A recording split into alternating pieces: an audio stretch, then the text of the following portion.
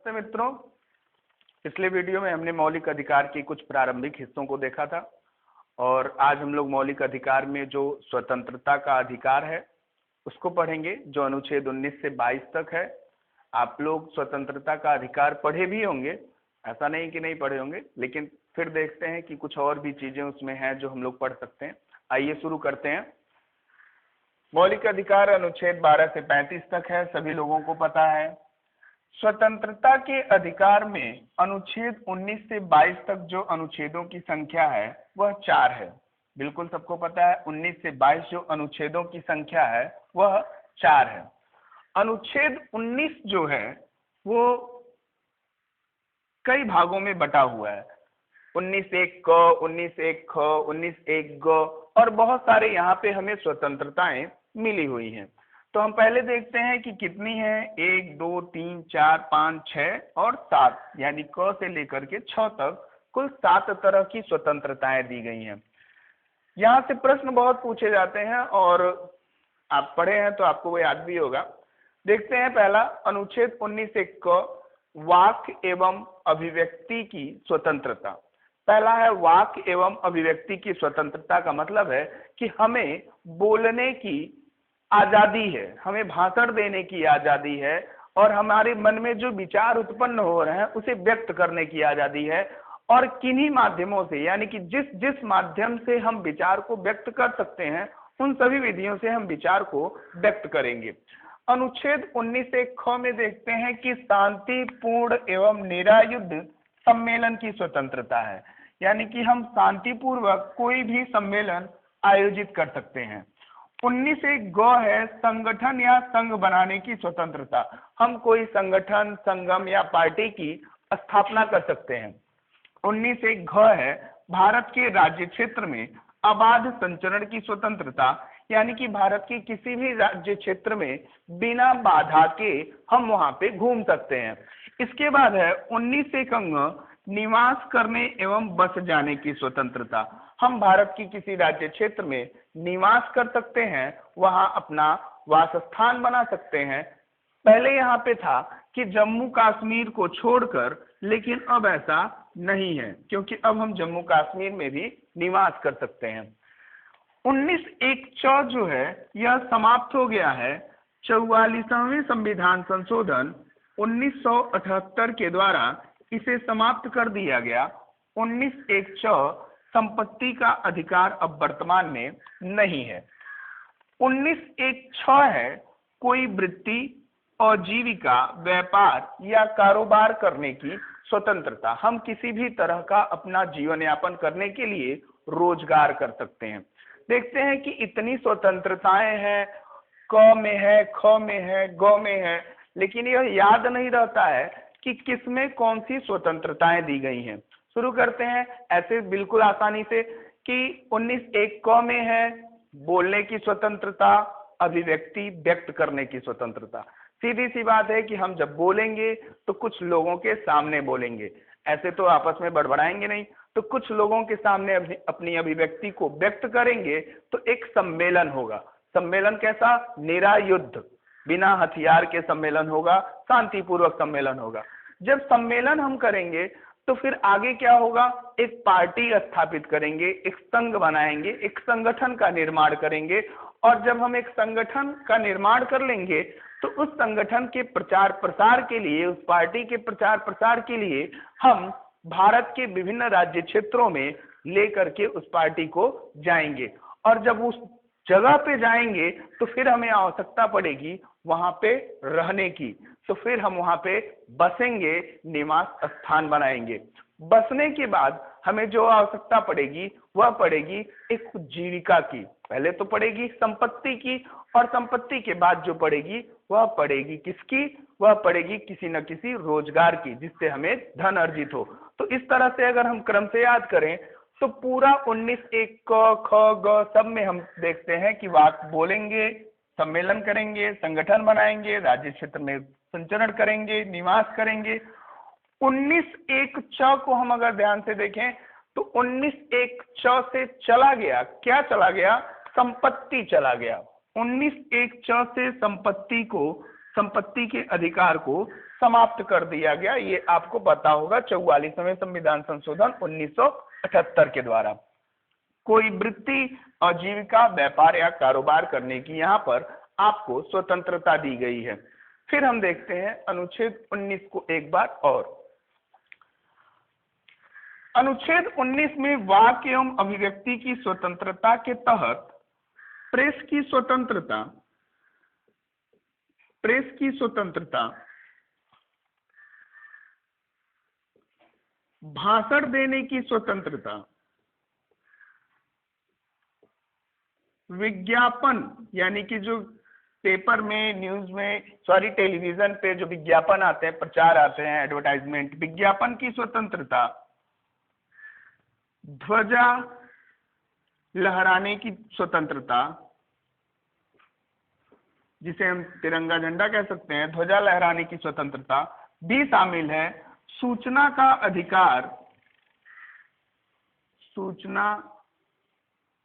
अधिकार, जानने का अधिकार,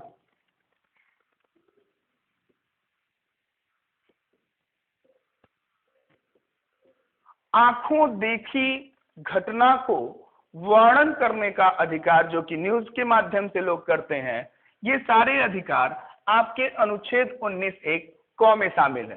प्रेस की स्वतंत्रता बहुत बार पेपर में पूछा गया है। साकल पेपर्स लिमिटेड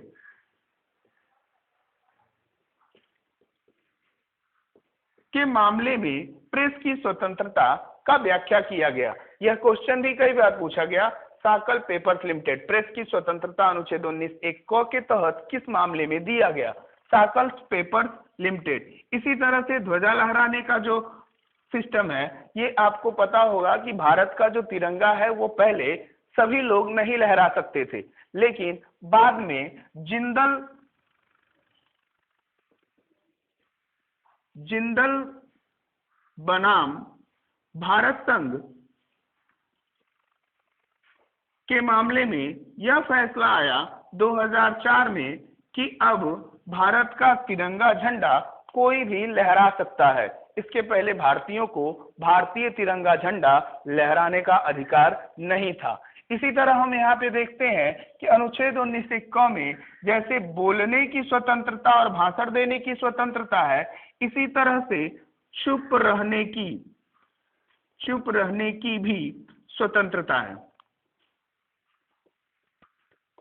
इमैनुअल के मामले में यह स्वतंत्रता आई, चुप रहने की स्वतंत्रता, और यह राष्ट्रगान के मामले में उठाया गया कि जिस तरह से बोलने का अधिकार हमें प्राप्त है, इसी तरह से हमें चुप रहने का भी अधिकार प्राप्त है अनुच्छेद 19(1) क से। तो यहाँ पे हम केवल इतना याद रखते हैं कि वाक्य एवं अभिव्यक्ति व्यक्त करने की स्वतंत्रता, लेकिन उसमें प्रेस की स्वतंत्रता, भाषण की स्वतंत्रता, विज्ञापन जारी करने की स्वतंत्रता, सूचना का अधिकार, जानने का अधिकार, ध्वजा लहराने का अधिकार और चुप रहने की स्वतंत्रता भी शामिल है। आइए आगे देखते हैं। अनुच्छेद 19(1)(2) क में जो बातें की गई हैं इसके दूसरे भाग में, उसमें यह कहा गया है कि यह स्वतंत्रताएं अत्यांतिक नहीं है, अर्थात एब्सोल्यूट नहीं है। इस पे प्रतिबंध भी लगाए गए हैं। आप कुछ भी ऐसा नहीं बोलेंगे, कुछ भी ऐसा विज्ञापन नहीं करेंगे जो हमारे भारतीय संस्कृति, एकता और अखंडता को चोट पहुंचाता हो या किसी व्यक्ति विशेष को, उसकी सम्मान को चोट पहुंचाता हो, तो आप ऐसा कोई भी भाषण या ऐसा कोई भी बयान नहीं देंगे। इसी तरह शांतिपूर्ण एवं निरायुद्ध सम्मेलन की स्वतंत्रता की बात की गई है, न कि युद्ध के साथ स्वतंत्रता की बात की गई है। संगठन या संघ बनाने की स्वतंत्रता की बात की गई है, न कि आतंकवादी संगठन बनाने की स्वतंत्रता की बात की गई है। यहाँ पे अगर हम देखते हैं संगठन या संघ बनाने की स्वतंत्रता में, यहाँ हम देख सकते हैं कि क्वेश्चन पूछा जाता है राष्ट्रीय पार्टी या किसी भी पार्टी के गठन का आधार कौन सा अनुच्छेद होगा? तो अनुच्छेद 19(1) ग किसी भी पार्टी के गठन का आधार होगा। हम इसी अनुच्छेद के माध्यम से किसी भी पार्टी की स्थापना कर सकते हैं, संघ बना सकते हैं। अनुच्छेद 19 एक घ में देखते हैं कि भारत के राज्य क्षेत्र में आप कहीं भी भ्रमण कर सकते हैं, लेकिन कुछ विषम परिस्थितियों में आपके भ्रमण पर रोक लगाया जा सकता है।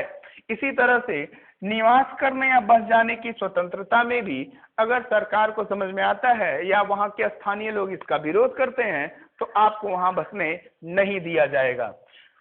कोई वृत्ति और जीविका या व्यापार करने की स्वतंत्रता जो है वो भी उसी तरह से है कि आप इस तरह का व्यापार नहीं करेंगे, अवैध कार्यों को नहीं करेंगे, जो कि आप ये कहें कि हमें अवैध काम ही करना है, तो ऐसा कुछ नहीं करेंगे। आप कोई वृत्ति और जीविका या व्यापार या कारोबार वही करेंगे जो कि वैध हो। ठीक, तो ये सारे अधिकार हैं। इसी में एक और अधिकार है अनुच्छेद 19 एक क में, धरना देने का अधिकार। धरना देने का अधिकार। धरना देने का अधिकार अनुच्छेद 19 एक क के तहत मौलिक अधिकार है, लेकिन बंद का अधिकार मौलिक अधिकार नहीं है।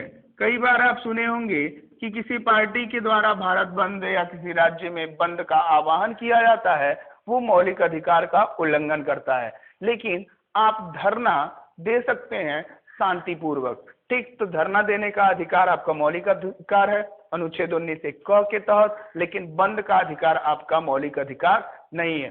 तो आपको ये समझ में आया होगा कि यहाँ से यहाँ तक कितने मौलिक अधिकार है और क्या क्या प्रश्न यहाँ से पूछे जाते हैं, पूछे जा सकते हैं। साकल पेपर्स लिमिटेड को याद रखिए, जिंदल बनाम भारत संघ को याद रखिए, इमैनुअल का मामला में चुप रहने की स्वतंत्रता को याद रखिए। यूपीएसआई में और पीसीएस स्तर तक के पेपरों में यहाँ से प्रश्न पूछे जा चुके हैं। ठीक, आगे हम देखते हैं अनुच्छेद 20 को, दो सिद्धि के संबंध में संरक्षण। अनुच्छेद 20 दो सिद्धि के संबंध में संरक्षण है। किसके दो सिद्धि के संबंध में? अपराधियों के दो सिद्धि के संबंध में संरक्षण है। अनुच्छेद 20 और अनुच्छेद 21, इन दोनों अनुच्छेदों को बहुत ही महत्वपूर्ण माना गया है। इतना महत्वपूर्ण माना गया कि कहा गया कि राष्ट्रीय आपातकाल के दौरान कौन से अनुच्छेद समाप्त नहीं होते हैं? अनुच्छेद 20, अनुच्छेद 21। बार बार यह क्वेश्चन पूछा जाता है, राष्ट्रीय आपातकाल के दौरान कौन से मौलिक अधिकार बने होते हैं? अनुच्छेद 20 और अनुच्छेद 21 यह समाप्त नहीं होता है। और अनुच्छेद 19 तत्काल समाप्त हो जाता है। अगर ऐसे प्रश्न उठता है कि राष्ट्रीय आपातकाल के दौरान कौन से अनुच्छेद समाप्त हो जाते हैं या तत्काल समाप्त हो जाते हैं? अनुच्छेद 19। वैसे तो सभी मौलिक अधिकार समाप्त हो जाते हैं, लेकिन अंतिम परिस्थिति तक कौन से मौलिक अधिकार बने रहते हैं? तो अनुच्छेद 20 और 21 बने रहते हैं, यह समाप्त नहीं होते हैं। देखते हैं क्या है इसमें। अपराधियों के दो सिद्धि के संबंध में संरक्षण। इसमें 3 तरह के संरक्षण हैं। कार्योत्तर विधियों से संरक्षण अनुच्छेद 20(1) के तहत है। अपराध तभी होगा जब उस समय तत्कालिक विधियों के खिलाफ कोई कार्य हो रहा हो, अन्यथा अपराध की श्रेणी में उसे नहीं रखा जाएगा, पहला। दूसरा, दोहरे दंड से संरक्षण। एक ही व्यक्ति को एक ही अपराध के लिए 2 बार दंडित नहीं किया जाएगा, इसलिए दोहरे दंड से संरक्षण भी प्रदान किया गया है।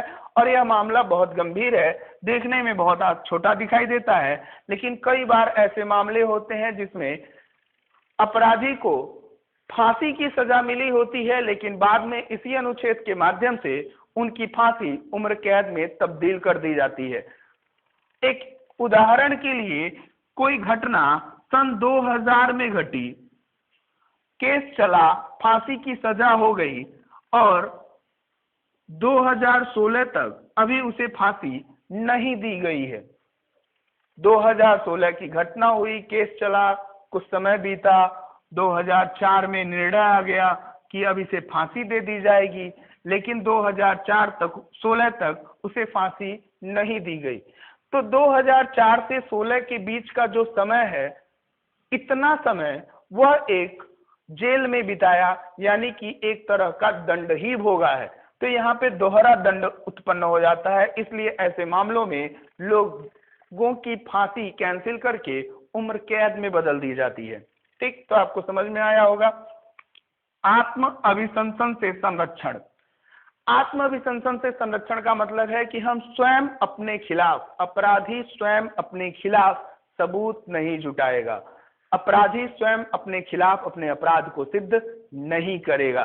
वैसे तो पुलिस वाले जिस भी विधियों से करते हो वो उनसे उगलवाते हैं सच्चाई क्या है, लेकिन यहाँ पे अनुच्छेद 20 आत्म अभिशंसन से संरक्षण प्रदान करता है कि अपराधियों को अपने अपराध को जबरदस्ती लागू नहीं करवाया जाएगा।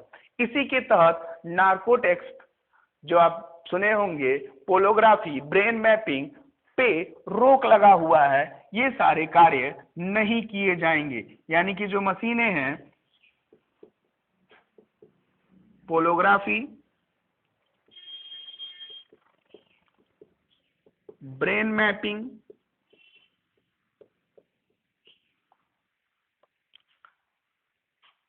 नार्कोटिक्स, जो चीजें हैं यहाँ पे रोक लगा हुआ है कि अपराधियों के साथ यह कार्य नहीं होंगे। डीएनए टेस्ट इसकी श्रेणी में नहीं आता है, यानी कि डीएनए टेस्ट किया जा सकता है। ये विषम परिस्थितियों में कोर्ट जब अनुमति देगी तभी पोलोग्राफी और ब्रेन मैपिंग या नार्कोटिक्स हो सकता है, अन्यथा नहीं हो सकता है। अनुच्छेद 21 को हम लोग देखते हैं, प्राण और दैहिक स्वतंत्रता का संरक्षण। प्राण एवं दैहिक स्वतंत्रता का संरक्षण बहुत ही महत्वपूर्ण अनुच्छेद है। इसके तहत बहुत सारे अधिकार मिलते हैं भारतीय नागरिकों को और बहुत बड़ा अनुच्छेद है। सीधा सा मतलब है कि हमारा जो प्राण है, हमारा जो जीवन है, यह भी एक तरह से भारत सरकार की संपत्ति है और बिना अनुमति के आप अपनी इस संपत्ति को नुकसान नहीं पहुंचा सकते हैं। कई बार ऐसा भी प्रश्न पूछा गया, कौन सा अपराध है जो घटित न होने पर व्यक्ति को दंड दिया जाता है, तो वो है आत्महत्या। हम अपने शरीर को नष्ट नहीं करेंगे, नुकसान नहीं पहुंचाएंगे बिना सरकार की अनुमति के। तो ये अनुच्छेद 21 प्राण और दैहिक स्वतंत्रता है। इसमें एक और भी चीज हम ध्यान देते हैं कि अनुच्छेद 21 में जैसे यहाँ पे हमने पढ़ा 19 क के तहत बोलने की स्वतंत्रता है, तो चुप रहने की स्वतंत्रता है, तो क्या जीने की स्वतंत्रता है तो मरने की भी स्वतंत्रता है? नहीं, जीवन जीने की स्वतंत्रता है, सम्मान पूर्वक जीवन जीने की स्वतंत्रता है, इसमें मरने की स्वतंत्रता बिल्कुल शामिल नहीं है। यहाँ पे और भी हम कुछ समझते हैं अनुच्छेद 21 को लेकर के।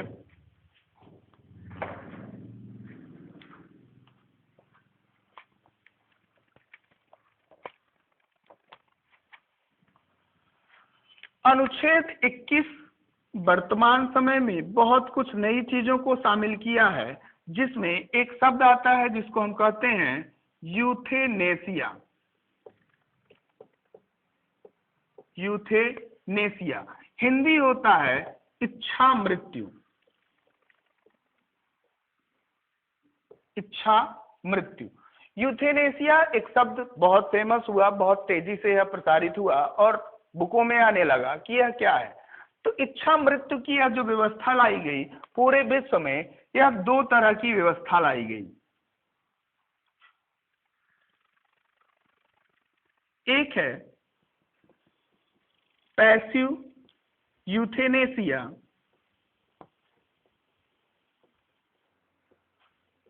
और एक है एक्टिव यूथेनेसिया।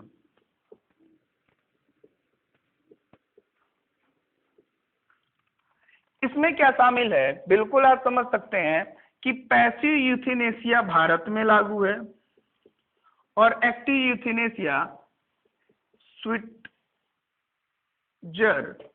में शामिल है।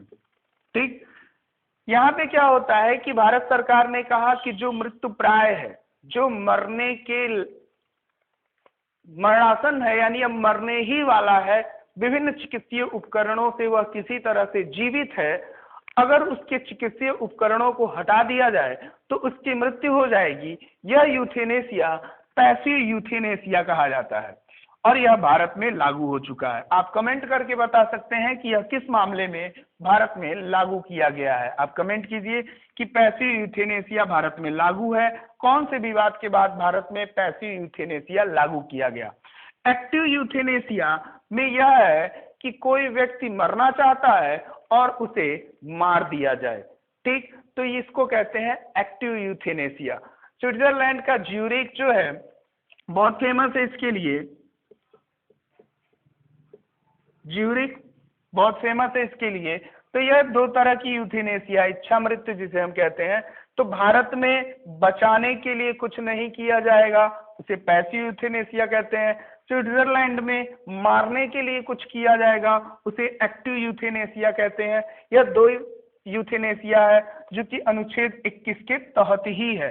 इच्छा मृत्यु, यहाँ पे गवर्नमेंट की अनुमति लेकर के जो मरणासन्न व्यक्ति है, बहुत सारी पीड़ा सह रहा है, उसे चिकित्सीय उपकरण हटा कर दिया जाएगा जिससे उसकी मृत्यु हो जाए। तो ये अनुच्छेद 21 में यह भी शामिल है। कुछ और देखते हैं अनुच्छेद 21 के तहत। अनुच्छेद 21 के तहत जो भी स्वतंत्रताएं अनुच्छेद 19 में प्राप्त हैं वे सब मिली हुई हैं। इसके साथ और भी बहुत सारी स्वतंत्रताएं हैं, जैसे विदेश जाने का अधिकार, विदेश जाने का अधिकार, यह बहुत इंपॉर्टेंट है। मेनका गांधी मामले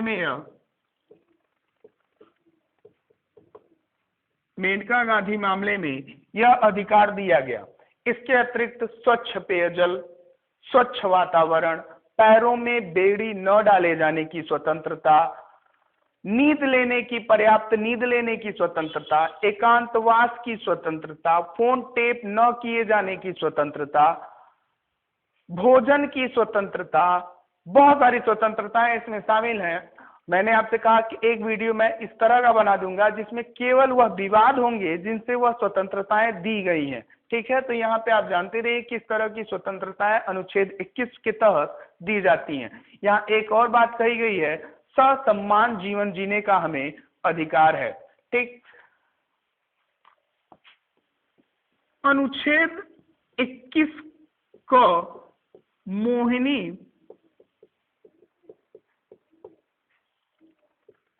मोहिनी जैन के मामले में सामने आया, और मोहिनी जैन के इस मामले में अनुच्छेद 21 क के तहत 6 से 14 वर्ष तक के बच्चों को निःशुल्क शिक्षा की व्यवस्था की गई। 6 से 14 साल तक के बच्चों को निःशुल्क शिक्षा की व्यवस्था की गई, और इसे 86वें संशोधन के द्वारा 2002 में जोड़ा गया।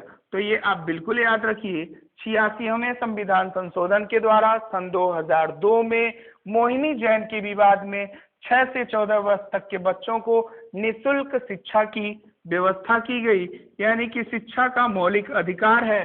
किस अनुच्छेद में है? अनुच्छेद 21 क में है। मोहिनी जैन के मामले में 6 से 14 वर्ष तक के बच्चों के लिए। यही 86वां संविधान संशोधन कई जगह और भी प्रभावित होता है, जैसे मूल कर्तव्य में भी 86वें संविधान संशोधन के द्वारा ही एक मूल कर्तव्य को बढ़ा दिया गया सन 2002 में। तो पहले 10 मूल कर्तव्य हुआ करते थे और वर्तमान में 11 मूल कर्तव्य हो गए। ठीक, तो ये आपको बहुत इंपॉर्टेंट है, एकदम से रटे रहिए। अनुच्छेद 21 का मोहिनी जैन का मामला, जो कि 6 से 14 वर्ष तक के बच्चों के लिए निःशुल्क शिक्षा की व्यवस्था करता है, 86वें संविधान संशोधन के द्वारा सन 2002 में जोड़ा गया है।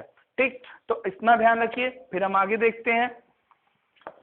अनुच्छेद 21 के बाद है गिरफ्तारी और निरोध से संरक्षण। अनुच्छेद 22, इसमें 2 तरह की गिरफ्तारियों की बात की गई है। पहला है सामान्य दंड विधि के अधीन,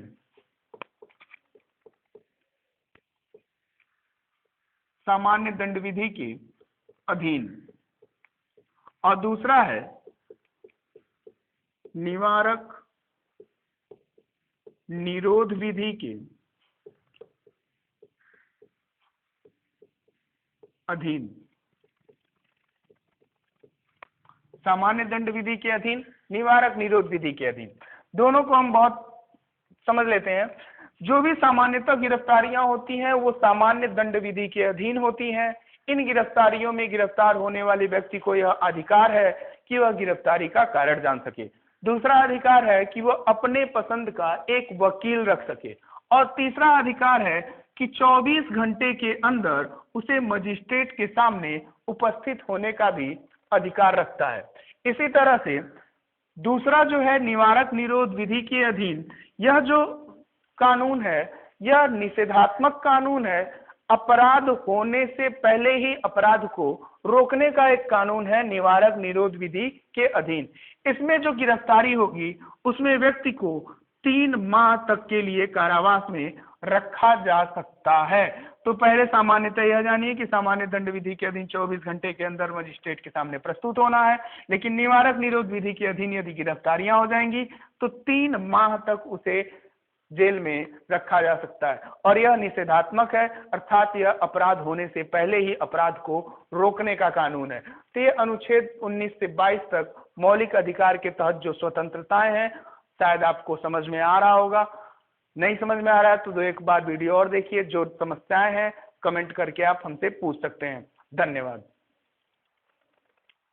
शोषण के विरुद्ध अधिकार तीसरा अधिकार है, जिसमें अनुच्छेद 23 और 24 है। बहुत आसानी से याद रखिए, अनुच्छेद 23-24 शोषण के विरुद्ध अधिकार। शोषण के विरुद्ध जो अधिकार मिला हुआ है यह व्यक्ति विरुद्ध है और राज्य विरुद्ध है, क्योंकि शोषण राज्य के द्वारा भी किया जा सकता है और किसी व्यक्ति के द्वारा भी किया जा सकता है। तो यहाँ पे यह ध्यान देने की बात है कि अनुच्छेद 23-24 व्यक्ति विरुद्ध अधिकार भी हमें प्राप्त है। अनुच्छेद 23 में हम देखते हैं कि बलात् श्रम का प्रतिषेध। बलात् श्रम का प्रतिषेध का अर्थ सीधा सीधा है कि कोई भी व्यक्ति बल के आधार पर किसी से श्रम नहीं करवाएगा, अर्थात मजदूरी नहीं करवाएगा। दास प्रथा, बधुआ मजदूर प्रथा का इस पर प्रतिषेध लगाया गया है। मानव के अवैध व्यापार, मानव के अवैध व्यापार या उसके किसी अंग का व्यापार का भी यहाँ पे प्रतिषेध किया गया है। तो सीधे सीधे बालाश्रम का प्रतिषेध एवं मानव के अवैध व्यापार या उसके अंग का व्यापार का प्रतिषेध किया गया है, जो कि किसी व्यक्ति अथवा राज्य के द्वारा किया जा सकता है। यहाँ पे हमें ध्यान देने की बात है कि इसी के तहत बधुआ मजदूर प्रणाली उन्मूलन अधिनियम 1976 पारित किया गया।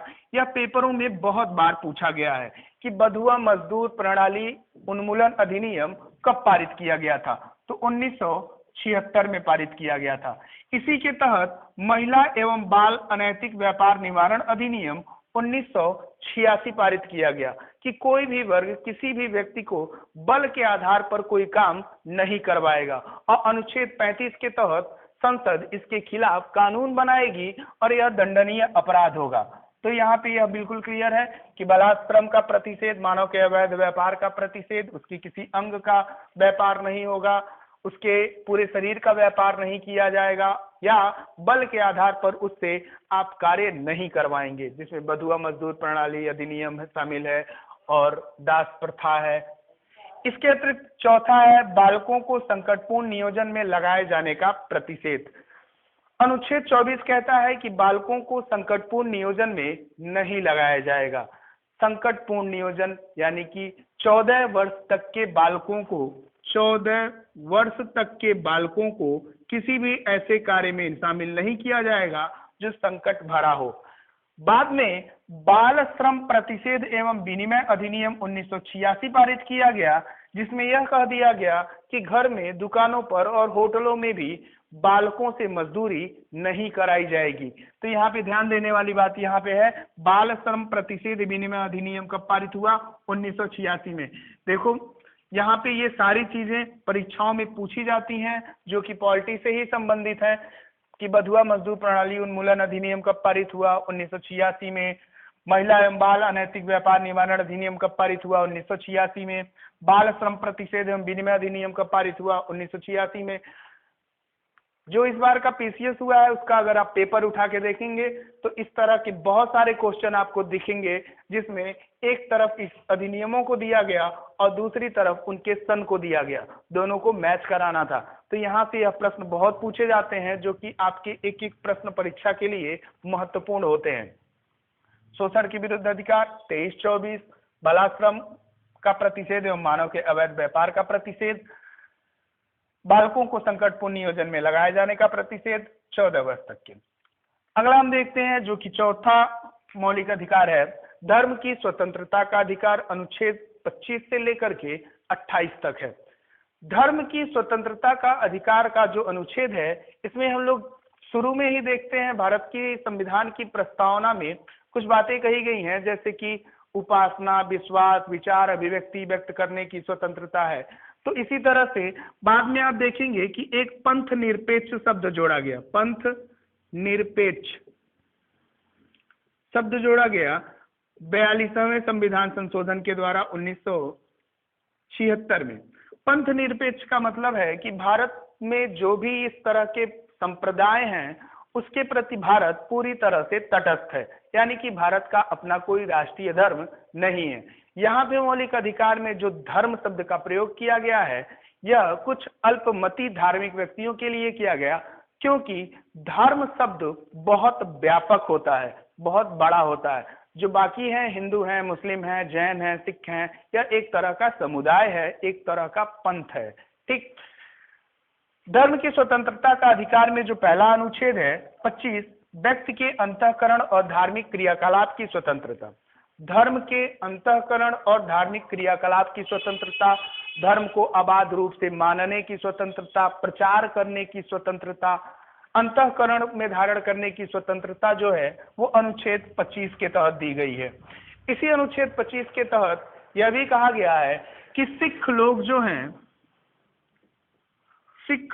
हैं वो कृपाण धारण कर सकते हैं।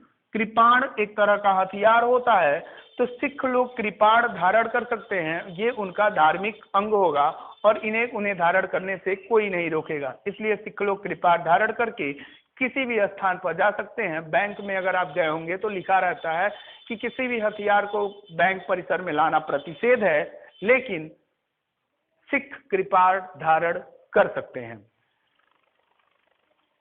व्यक्ति के अंतःकरण की स्वतंत्रता में है कि वो किसी भी धर्म को मान सकता है, अंतःकरण में शामिल कर सकता है।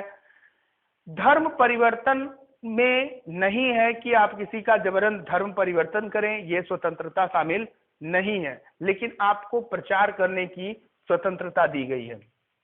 26 में देखते हैं धार्मिक कार्यों की प्रबंधन की स्वतंत्रता है। कोई भी धार्मिक कार्य में जो भी प्रबंधन किया जा सकता है उसके लिए उसकी स्वतंत्रता दी गई है अनुच्छेद 26 में। 27 में है कि किसी विशेष धर्म की उन्नति के लिए कर न देने की स्वतंत्रता। किसी विशेष धर्म की उन्नति के लिए अगर आपसे कोई जबरन कर लेना चाहता है तो आप अनुच्छेद 27 का सहारा ले सकते हैं। इसमें कहा गया कि आप किसी भी विशेष धर्म की उन्नति के लिए कर देने के लिए बाध्य नहीं है, आप चाहते हैं तो दे सकते हैं, नहीं चाहते हैं तो नहीं दे सकते हैं।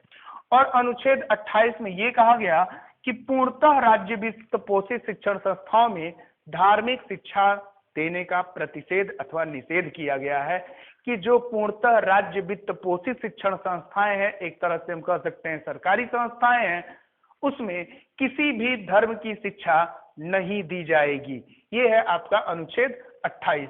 यहाँ पे सारी चीजें अत्यांतिक नहीं है, यानी कि इस पे रोक भी लगाई गई है। रोक का मतलब ये है कि आप इस तरह का कोई व्यवहार नहीं करेंगे जो लोक व्यवहार के लिए ठीक न हो, जो कि लोक कल्याण के लिए ठीक न हो, हमारे भारत की एकता अखंडता के लिए ठीक न हो, सदाचार के लिए ठीक न हो। इस तरह के प्रतिषेध लगाए गए हैं। जैसे आचरण में आप खोपड़ी के साथ, कंकालों के साथ किसी तरह का डांस नहीं कर सकते हैं, यह एक तरह का रोक है, आप ऐसा नहीं कर सकते हैं। ठीक, तो ये सारी सब चीजें शामिल हैं। इसी तरह जो मुसलमानों के त्योहार में आता है कि वो गाय को काट सकते हैं, तो ऐसा प्रतिषेध है, वो गाय को काटना उनके ईद का या जो भी त्योहार वो मनाते हैं उसमें यह शामिल नहीं है उस पर रोक लगाई जा सकती है। ठीक, तो ये हम देखते हैं शोषण के विरुद्ध अधिकार 23-24 और धर्म की स्वतंत्रता का अधिकार अनुच्छेद 25 से लेकर के 28 तक है। अगले वीडियो में हम लोग आगे की चीजों को देखेंगे। धन्यवाद।